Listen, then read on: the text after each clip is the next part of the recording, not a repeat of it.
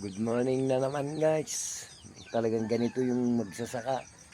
Madilim pa, naghahanda na ng tatapusin ko na kasi ngayon yung sprayer ko ng mais.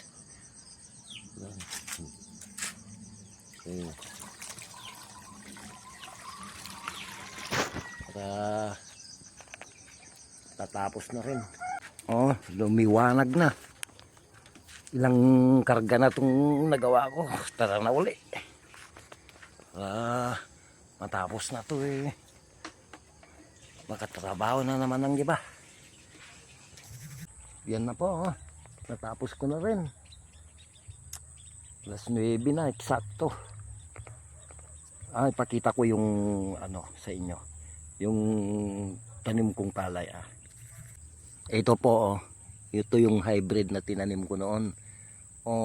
Malapit na to dahil medyo nagbabaw na yung niya dawa.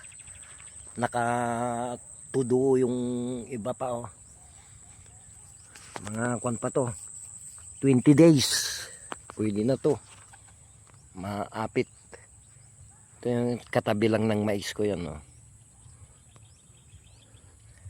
Mataas dito yung tinaniman ko ng mais, mataas kaya kwan.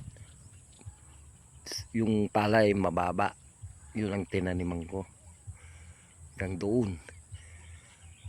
doon sa dulo yan. Yun mais sa taas.